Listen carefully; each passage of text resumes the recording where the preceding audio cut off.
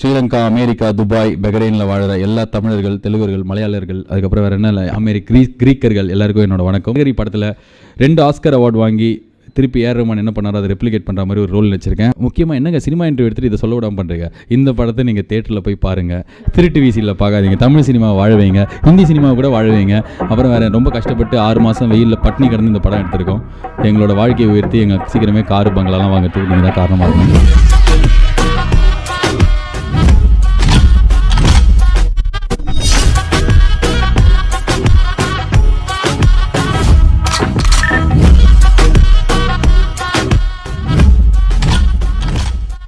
RJ Balaji actor ஆகிறதுக்கு முன்னாடி பஞ்சு மிட்டாய் ப்ரொடக்ஷன் ஒரு யூடியூப் சேனல் தொடங்கி ஒரு யூடியூபர் தான் ஆகியிருக்கிறாரு. அதுக்கு காரணம் என்னன்னா, அது பஞ்சு மிட்டாய் ப்ரொடக்ஷன்ஸ் யூடியூப்ல ஒரு சேனல் இருக்கும். நான் வந்து என்னன்னா என்னோட சவுண்ட் கிளவுடில் நான் போட்ட வேலை எல்லாமே ஒரு 2-3 இயர்ஸ் பயங்கர வைரல், எல்லாருமே பார்ப்பேன். ஆனால் எனக்கு ₹1 வரல காசு. எல்லாமே வந்து நான் வருஷம் 8,000 9,000 கட்டி மெம்பர்ஷிப் வாங்குவேன். நான் ஆனால் சவுண்ட் கிளவுடில் இருக்க போட்டது எல்லாத்தையும் யூடியூப்ல போட்டு ஒரு பையன் கார்லாம் வாங்கி காமிக்கிறான். ஆனால் அவங்க கிராஸ் டாக்லாம் நான் தான் போட்டேன். அடப்பாவே இல்லை.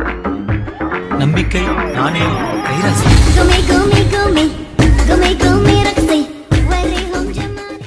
அவரோட ஃபர்ஸ்ட் வீடியோவே பிரியாணி ஃபுட் பிளாக் தான். ஆனா சாப்பிட்டு ரிவ்யூ பண்றதுக்கு பதிலா மத்தவங்களுக்கு கொடுத்து உதவி இருக்கிறாரு. மிஸ்டர் பீஸ்ட இன்ஸ்பிரேஷனா வச்சிருக்கிற நிறைய யூடியூபர்ஸ்ல ஆர்ஜே பாலாஜி அண்ணாவும் ஒருத்தர் போல.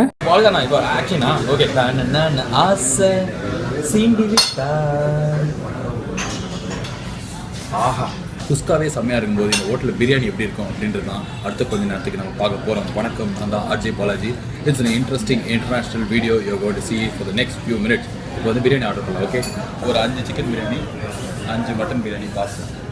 தன்முத்து கிராமத்து மக்கள் மாதிரி இருக்கிற இந்த 4 பேர் தான் என் கூட இந்த 10 பேக்கெட் பிரியாணி வாங்குறதுக்கு காசு கொடுத்தாங்க. டேய், அவள் தான் போஸ்ட் கொடுத்தாச்சு. வாங்க இப்போ போய் நம்ம வேலையை ஆரம்பிக்கலாம். Mutton biryani, let's go to the following. Chicken mutton biryani, அதான் மட்டன் பிரியாணி. சரிங்களா? ஒரு ரெக்கமெண்டேஷன், சூப்பர். நீங்கள் பீடி பிடிச்சி முடிச்சிட்டீங்கல்ல, அதுக்கு பதிலாக இது கொஞ்சம் சாப்பிடுங்க. சரிங்களா? ஒரு முடிச்சு தான் போட்டிருக்கேன், ஒரு முடிச்சு தான் போட்டிருக்கேன். பாட்டிமா, பிரியாணி சாப்பிட்றீங்களா? சிக்கன் பிரியாணி. ஔவையார் சில பக்கத்தில் எதுக்காக வெஸ்டர்ன் மியூசிக் கேட்குற காஸ்டியூம்ஸில் நான் இருக்கேன் அப்படின்னா வந்து எங்களுக்கு மைக் வாங்க வசதி இல்லைன்றதுனால தான் ஃபோன்லேயே இயர்ஃபோன்ஸ் போட்டு இந்த மைக் யூஸ் பண்ணி பேசினுக்கிறோம். இந்த பிரியாணி கொடுக்கணும்னு தோணுச்சு. இங்கிலீஷில் ஒருத்தர் பண்ணியிருந்தார். இதை யார் அவர் அப்படின்னு தெரியாது, ஆனால் இங்கிலீஷில் பண்ணியிருந்தார். நோட்டு ஃபுல்லாக போயிட்டு 1000 நோட்டை வந்து இது மாதிரி எடுத்து கொடுத்தாங்க. வாங்கின மூஞ்சிலாம் செம்ம சந்தோஷம். அப்போ இது காப்பி தான் ஆயிடுச்சுன்றீங்களா? ஆமாம், படமே காப்பி அடிக்கிறாங்க, எல்லா பாட்டும் காப்பி அடிக்கிறாங்க. அதை போய் யாராவது நம்ம கேட்குறோமா? நல்ல விஷயம் தானே. அதனால் காப்பி அடிச்சா தப்பு இல்லை. வீடியோவே இல்லாமல் கொடுக்கலாமே அப்படின்னு நீங்கள் கேட்கலாம். ஆனால் வீடியோ இல்லாமல் கொடுத்துருந்தா நான் பண்ணது என்னோட முடிஞ்சு போயிருக்கும். இதை பார்த்துட்டு 2 பேர், ஏன்னா கோடிக்கணக்கான ரசிகர்கள் எனக்கு இருக்கிறாங்க உலகம் ஃபுல்லாக. இது சொல்லும்போது கேமராமேனுக்கே சிரிப்பு வருது. ஆனால் யாராவது 2 பேர் வந்து இதே மாதிரி ஒரு 4 பொட்டலம் பிரியாணி கொடுத்தா கூட பசியாது ஆறப்போகுது இல்லை. ஏன்னா முக்கியமான விஷயம் என்னன்னா, இந்த இன்டர்நெட்டில் இந்த பக்கெட் சேலஞ்ச், அது சேலஞ்ச், இந்த சேலஞ்ச், மரம் நடுற சேலஞ்ச் ஒன்று பண்ணாங்க. எல்லாம் நடிகர்கள்லாம் ஃபோட்டோலாம் எடுத்து போட்டாங்க. என்ன யார் தண்ணி ஊற்றினா? அதுக்கப்புறம் யாருமே ஊற்றிருக்க மாட்டாங்க. ஏன்னா இந்த எந்த சேலஞ்ச் பண்ணாலும் 1 வாரத்துக்கு மேலே அதுக்கு லைஃபே கிடையாது. அதனால இந்த 1 வாரத்துக்காவது யாராவது வந்து 4 பேரோட பசி யாருமே தான் இதை பண்ணணும். இது வந்து நீங்கள் பண்ணுங்க, இதை நீங்கள் பண்ணணும், இதில் நான் நாமினேட் பண்ணுறது யார் அப்படின்லாம் சொல்லிட்டு எதுவுமே இல்லை. உங்களுக்காக தோணியே ஒரு 100 200 கையில் எக்ஸ்ட்ரா இருந்ததுன்னா ஒரு 4 பேருக்கு பிரியாணி வாங்கி கொடுங்க. தேங்க்யூ ஃபார் வாட்சிங் this. If you like this, என்ன பண்ணணும்? கீழே இருக்கிற பட்டன்லாம் எதுவும் இல்லை, அதனால் நீங்கள் எதையும் அமுக்க தேவையில்லை, வேறு ஏதாவது போய் அமுக்குங்க.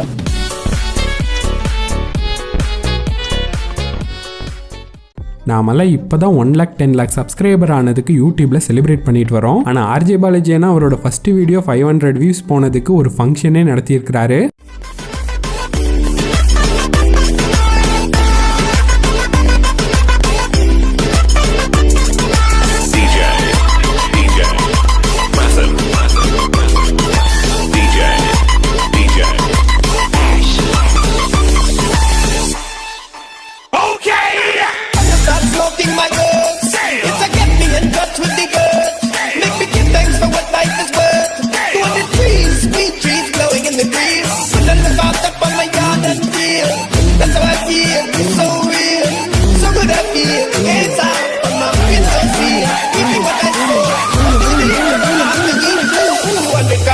They're blowing in the breeze.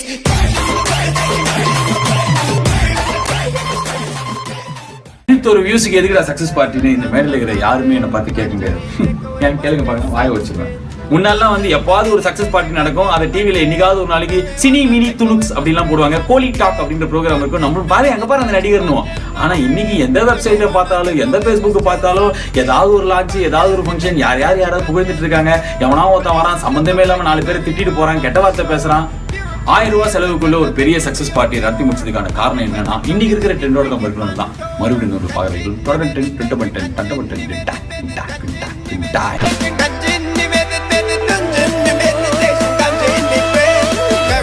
take away the stress and pain.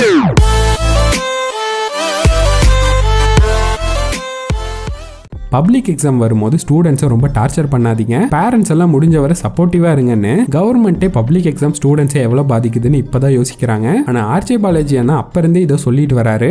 நாளைக்கு இதே டைமில் நம்ம ஊரில் ஒரு 4 லட்சம் இன்ஜினியர் பார்சல் பண்ணிடலாம். 12th ரிசல்ட் வருதே, செம்ம ஜாலி இல்லை? ஒவ்வொரு வருஷமும் இந்த ரிசல்ட் வரும்போது போன வருஷம் யார் 12th ஸ்டேட் ஃபஸ்ட்டு யார் தெரில, யார் செகண்டு தேர்டு எதுவுமே தெரியாது. ஆனால் சன் நியூஸு, தினத்தந்தி செய்தி, புதிய யுகம் செய்தி எல்லா செய்தியிலையும் பேப்பரில் ஃபஸ்ட்டு பேஜில் எல்லாம் இவங்க ஃபோட்டோ தான் வந்திருக்கும். I thank my teachers and principal, அவங்க தான் எனக்கு நிறையா சப்போர்ட் பண்ணாங்க. அப்புறம் என்னோடய பேரண்ட்ஸ், நான் வந்து டாக்டர் ஆகி நாட்டுக்கு சேவை பண்ணுவேன் அப்படின்னு சொல்லிட்டு நான் 7வது படிக்கிறதுலேருந்து 12th ஃபஸ்ட்டு வரவங்க இதான் சொல்லிடுறேன். இது வரைக்கும் அதில் யாராவது டாக்டர் ஆகி நாட்டுக்கு சேவை பண்ணாங்களா, இல்லை போன வருஷம் வாங்கின ஃபஸ்ட்டு மார்க் யார் எடுத்தா அப்படின்றது எதுவுமே நம்ம ஞாபகம் இருந்தது கிடையாது, பார்த்ததும் கிடையாதுல்ல. நாளைக்கு ஒரு நாளைக்கு அவங்க தான் செலிபிரிட்டி, செம்ம பெரிய ஹீரோ. அதுக்கப்புறம் என்ன புஸ்வி நான் தான் ஸ்டேட் ஃபஸ்ட் எவ்வளோச்சி நான் வந்து போன்றுவாங்க. அப்போ நல்லா பச்சை பசங்களாம் கிளம்பி பண்ணுறேன். நீ ஆல்ரெடி நல்லா பச்சை நீ நினச்சிக்கோ. ஏன்னா உங்களை சுற்றி இருக்கிறவங்களாம் என்ன பண்ணுவாங்க, ஒரே ஒரு மார்க் 2 மார்க் பக்கத்து வீட்டு போனோன்னு நீ கம்மியாக இருந்தேன்னா பயங்கரமாக உனக்கு கம்பேர் பண்ணிடுவாங்க. அதனால் நீ ஃபஸ்ட்டு நல்லா பச்சை பையனா நம்பி, அப்போ தான் இன்னொரு 4 கிலோ புக் வாங்கி இன்ஜினியரிங் காலேஜ் போனதுக்கப்புறம் நான் ஒரு 8 பாயிண்டர் 9 பாயிண்டர் அப்படின்னு சொல்லிட்டு மகிழ்ச்சி இதுக்கப்புறம் மகிழ்ச்சினே இருக்கணும். ஓகேவா? எதுக்காக இதை சொல்கிறேன் இல்லை, எல்லாருமே ஸ்டேட் ஃபஸ்ட் எடுக்க முடியாது அங்கிள். ஸ்டேட் ஃபஸ்ட் எடுத்தவங்க மட்டும் கிடையாது. நம்ம படிக்கும்போது நம்ம கூட 12வது படிச்சிருப்பாங்கல்ல, பயங்கரமாக வந்து மார்க்லாம் எடுத்த நம்ம பேட்சில் இருக்கிற பசங்களும் இப்போ என்ன பண்ணுறாங்க, லைட்டாக ஃபேஸ்புக்கில் போய் பாருங்களேன். நானும் 5 மினிட் பார்த்தோம். என்ன அப்படின்னா வந்து 10ல் செம்மையாக மார்க் எடுத்து 8 பேர் வந்து ஃபாரின்ல தான் இருக்கிறாங்க. ஃபாரின்ல அவ்வளோ பெரிய விஷயம் என்ன பண்ணுறாங்க, யாரோ ஒருத்தர் வேலை செஞ்சு ஐயோ வீசா நீடிக்கணுமே, நம்மளை கூட்டக்கூடாது, சம்பாதிச்சிட்டுமே, லோன் கடிச்சிட்டுமே, வீடு வாங்கிடணுமேன்ற மாதிரி ஏதாவது ஒன்று யாருக்கிட்டே வேலை தான் செஞ்சுருக்கணும். ஆனால் வந்து இதே வந்து திராவையா இருக்குது, இதுக்கெல்லாம் யார் எதுக்காக நீங்களாம் ஸ்கூலுக்கு வரீங்க அப்படின்னு சொல்லிட்டு கிட்டத்தட்ட 173 வாட்டி எல்லா மிஸ்ஸும் திட்டின ஒரு பையன், சேலத்துலேருந்து வந்த பையன் வந்து 600 மார்க் தான் காமர்ஸ் குரூப்லேயே இருந்தான். அவன் இன்னைக்கு வந்து பாம்பேல பெரிய leading stylist of the yoyo maker. அவன் அப்பாயின்மெண்ட் கிடைக்கிறதுக்கு 5 நாள் வெயிட் பண்ணுவாங்க. இன்னொரு பையன் வந்து படிக்கவே மாட்டான், அவங்க அப்பெல்லாம் செம்ம வெயிட்டாலாம் இருந்தார். அதுக்கப்புறம் வாழ்ந்து கேட்ட ஜமீன்தார் மாதிரி ஆயிட்டாங்க. ஆனால் அந்த பையன் என்ன பண்ணா அப்படின்னா 800 மார்க் தான் எடுத்தான், படிப்புலாம் ஒழுங்காக வரல. ஆனால் பிஸ்னஸ் மைண்டில் அவங்க அப்பா விட்ட பிஸ்னஸ்லேயே இப்போ வந்து 15 மோதிரம் போட்டு ஃபேஸ்புக்கில் ஃபோட்டோ போட்டிருக்கான். ஒவ்வொரு மோதிரத்துக்கு ஒரு லைக்னு வச்சா கூட சமல்ல. பாருங்களேன், 12th தான் வந்து லாஸ்ட் எண்ட் ஆஃப் லைஃப்ல ஃபஸ்ட்டு டெஸ்ட் தான். இதுக்கப்புறம் 473 டெஸ்ட் நம்ம வாழ்க்கை ஃபுல்லாக எழுதினே இருப்போம். ஸோ இந்த வாட்டி அவன் ஃபெயில் ஆகிட்டான், நீ வாழ்க்கையில் உருப்பமான தண்ட கர்மாந்திரம் அப்படிலாம் சொல்கிறதுக்கு எதுவுமே கிடையாது. ஓகேவா? டைம்லாம் மாறிடுச்சு அங்கிள். நாளைக்கு உங்கள் பையன் வந்து பாரு பெரியப்பா பையன் என்ன மார்க் எடுத்திருக்கான், போன வருஷம் அவங்க என்ன ரேங்க் எடுத்திருக்காங்க அப்பெல்லாம் சொல்லிட்டு கொமுட்லேயே குத்துறா மாதிரி நீங்கள் திட்டினு வச்சுக்கோங்களேன். திருப்பி அந்த பையன் பாரு உன் வயசுக்கு சல்மான் கான் 49 வயசுல எப்படி இருக்கான், உடம்பு எப்படி வச்சிருக்கான், எவ்வளோ சம்பாதிச்சு 5 வருஷம் ஜெயில் தண்டனை வாங்கி 10 நிமிஷத்தில் பெயில் வாங்க, ஒன்னால முடியுமா அப்படின்னு சொல்லிட்டு ஒரு கம்பேரிசன் பண்ண நம்ம எங்கே போவோம்? சல்மான் கானுக்கு நம்மளுக்கும் ஒரே வயசா அப்படின்னு சொல்லிட்டு முதல் வாட்டி நம்மளுக்கு தெரிய வரும்போது செம்ம ஷாக்கிங்காக இருக்கும். ஆமாம் 49 வயசு சல்மான் கானே அங்கிள் தான். அவர் வயசுக்கு இருக்கிற உடம்பு என்ன ஜெயில் தண்டனை வாங்கி 10 நிமிஷத்தில் பெயில், இதெல்லாம் நம்மளால முடியுமா? முடியாது இல்லை அங்கிள். அதனால இந்த கம்பேரிசன் எதுக்கு? இதுதான் வாழ்க்கை, இதில் இல்லைன்னா எதுவுமே இல்லைன்னா கிடையாது. இன்ஜினியரிங் காலேஜ்லாம் அடிக்குது அங்கிள். பெரிய காலேஜில் படித்தாலுமே கட்சியில் 4 வருஷம் கழிச்சு அதே 25,000 சம்பளத்தில் டிசிஎஸ் இன்ஃபோசிஸ் தான். அதனால் வந்து நாளைக்கு எதுவும் வாழ்க்கையே மாத்திர விஷயம்லாம் கிடையாது. இப்போ வாழ்க்கைலாம் ரொம்ப பெருசாகிடுச்சு. நீ யாரோ ஒருத்தன் ரேடியோவில் பேசிட்டு போயிடுவேன், ஆனால் இத்தனை வருஷம் எங்கள் ஆசை கனவெல்லாம் எங்கள் குழந்தைங்க இது மாதிரி அப்படிலாம் சொல்லிட்டு நீங்கள் சென்டிமெண்ட்டாக பேசிட்டீங்கன்னா எனக்கு பதில் தெரியல அங்கிள். ஆனால் கண்டிப்பாக உங்கள் ஆசை கனவெல்லாம் உங்கள் பையன் நிறைவேற்றுவான் அப்படின்றத ஒன்று நம்புங்க. நான் எடுத்துக்கோங்க அங்கிள், நான் 12th ஃபெயில். ஐயோ பெருமையாக சொல்லிக்கிறேன், இதில் வெக்கமா இல்லைன்றீங்களா? அன்றைக்கி இருந்து செம்ம ஒரு மாதிரி கூச்சமே என் கூட இருக்கிறவங்களாம் என்ன அப்படி ஆகி விட்டாங்க. 40 மார்க் தான் எடுத்தோன்னு. இன்றைக்கி வந்து எனக்கு செம்ம சந்தோஷம். அப்பா நல்ல வேலை நம்ம மேக்ஸில் 40 எடுத்தோம், பாஸ் ஆயிருந்தேன்னா நானும் இன்ஜினியர் ஆயிருப்பேன். இன்றைக்கி எனக்கு ரொம்ப பிடிச்ச வேலை நான் செஞ்சுக்கிறேன். எனக்கு செம்மையாக இருக்குது, செம்ம ஜாலியாக இருந்துச்சு. சிக்கு சாக்குன்ற மாதிரி டொலன் சொல்லும்போதுலாம் வந்து எனக்கு செம்ம சந்தோஷம். இதெல்லாம் நடந்ததுக்கு ஒரே காரணம் யார் அப்படின்னு பார்த்தாக்க எங்கள் அம்மா தாத்தா தான். ஏன்னா நான் ஃபெயில் ஆனதுக்கப்புறம் ஐயோ நீங்கள் விட மாட்டேன், நாசமாக போயிடுவேன், கிளம்பி போயிட்டு வீட்டு விட்டு அப்படிலாம் சொல்லிட்டு அசிங்கமாக திட்டாமல் யார் கூடயும் கம்பேர் பண்ணாமல் என் கூட ரீவால்யூஷன் வந்தாங்க. நான் ஃபெயில் ஆனது தெரிஞ்சதுக்கப்புறமும் ஏதாவது காலேஜில் சீட்டு கிடைக்குமான்னு சொல்லிட்டு நம்பாசில் ட்ரை பண்ணாங்க. கிடைக்காதுன்னு தெரிஞ்சதுக்கப்புறம் ஜூலையில் எழுதுறியா இப்போலாம் எழுதலாம் வேணும்னு சொல்லிட்டு எழுதி இல்லாமல் பயமாக இருக்கணும்னா மார்ச்சில் எழுதுறதுக்கு பரவாயில்ல ஓகேடான்ட்டு என்ன பண்ணாலும் நான் வந்து நல்லா வருவேன், செம்மையாக அவங்களை காப்பாற்றுவேன், பயங்கரமாக அவங்கள வந்து பார்த்துப்பேன் அப்படின்றதெல்லாம் நம்பினாங்க. அன்றைக்கி அவங்க என்கிட்ட அப்படி நடந்துக்கிட்டது என் லைஃப் அப்படியே கம்ப்ளீட்டாக மாற்றிடுது. நான் சந்தோஷமாக இருக்கேன், எங்கள் அம்மா செம்ம சந்தோஷமாக இருக்காங்க, பெருமையாக இருக்கிறாங்க. நாளைக்கு அங்கிள் ஆண்டி நீங்களும் உங்கள் பையன் கொஞ்சம் மார்க் கம்மியானா கூட பரவாயில்ல, புக்குன்னு வாயில் குத்துறது அசிங்கமாக திட்டலாம் இல்லை, அவங்க கூட இதே பரவாயில்ல சி ஏன்னா அப்படின்னு கூப்பிட்டு பண்ணுங்க, தோளில் கைப்படுங்களேன். 173 வாட்டி உங்களை அதே மாதிரி சந்தோஷப்படுத்துவான், பெருமைப்படுத்துவான். லைஃப் ஃபுல்லாக அவன் ஞாபகம் இருக்கும், சார் நம்ம அம்மா அப்பா சூப்பரில் நம்ம கிட்ட இப்படி நடந்துக்கிட்டாங்களேன்னு. செம்ம விஷயம் அங்கிள். அது குழந்தை சின்ன பையன், அவன் பெரியவன் ஆனதுக்கப்புறம் நிஜமாலே உங்கள் ஆசை என்ன கனவு எல்லாம் தெரியும். இன்னும் 100 வாட்டி 1000 வாட்டி 17 lakhs வாட்டி அவங்க லைஃப்பில் இதை திருப்பி அவன் பண்ண போகிறான், அவங்களை பெருமைப்படுத்தலாம் போகிறான். ஓகேவா? பண்டிரோட தம்பி சூப்பர் ராணி. ஸோ யோர் ஆசை லட்சியம் கனவு என்றால் is bigger than the mark coming tomorrow என்றால். ஓகே தம்பிடே, ஒரு பேச்சு தான் அங்கிள் சல்மான் கானோட கம்பேர் பண்ணேன். நாளை இதெல்லாம் போயிட்டு ஏதாவது கேட்டு புக்குன்னு வாயிலே வாங்க போகிறேன்.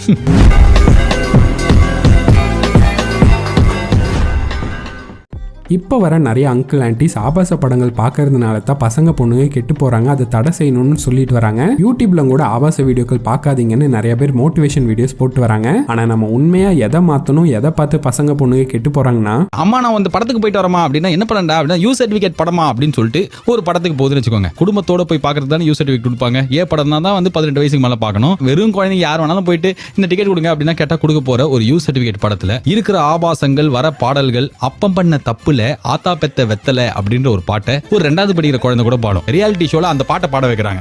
பாடுங்க, அதுல இருக்கிற அந்த சிவராத்திரி அது என்ன ஆவே சொல்ல நீங்க அப்படின்னு சொல்லிட்டு அந்த ஆக்கு வந்து ஒரு பயிற்சியாளர் உட்காந்து அவர் அதை பயிற்சி கொடுப்பார்.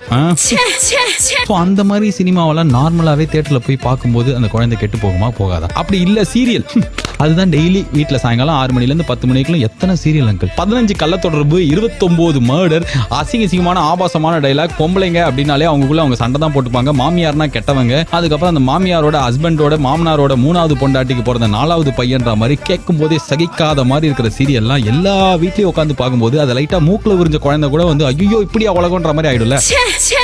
அந்த மாதிரி கெட்டு போற சீரியல்லாம் யாருமே பேன் பண்ணல. அட்வர்டைஸ்மெண்ட் அதுக்கு நடுவில் வருமே, அதாவது நல்லதா இருக்கா அப்படின்னு பார்த்தா சென்ட் அடிச்சுக்கிட்டா ஒரு 400 பொண்ணுங்க பின்னாடியே வரும். மூஞ்சில ஃபேர் அண்ட் லவ்லி போட்டா ஊர்ல இருக்கிற எல்லா பொண்ணும் ஐ லவ் யூ சொல்லும். சோ வெள்ளையா இருந்தா தான் நல்லது அப்படின்ற மாதிரி அதுல இருக்கிற ஒரு வக்கரம், வன்முறை, அழகுனா இதான், பொண்ணு அழகா இருக்கணும்னா இந்த மாதிரி விஷயம்லாம் இருக்கணும் அப்படின்ற மாதிரி கேவலமா சித்தரிக்கிற ஆடெல்லாம் யாரும் பேன் பண்ணல. இதை தவிர பாட்டு அது இதுன்னு சொல்லினே போலாம். இவ்வளோ பேன் பண்ண வேண்டிய மெயின் ஸ்ட்ரீம் விஷயத்திலேயே, அதாவது குடும்பத்தோட டிவியில உட்காந்து பார்க்கக்கூடிய விஷயங்களே பேன் பண்ண இவ்வளவு விஷயம் இருக்கும்போது தனியா ஒரு பையனோ பொண்ணோ, அது குழந்தை கூட இல்ல, யாரோ ஒரு ஆள் வந்து ரூம் பூட்டிக்கிட்டு ஒன்னு பாக்குற ஒரு விஷயத்த ஃபர்ஸ்ட் எடுத்தோன்னு இதுவுப்புன்னு பேன் பண்றதுக்கு என்ன? அது ஆபாசம், அசிங்கன்னா அதனால எத்தனை பசங்க கெட்டு போறாங்க, இதனால எவ்வளவு பசங்க கெட்டு போறாங்க.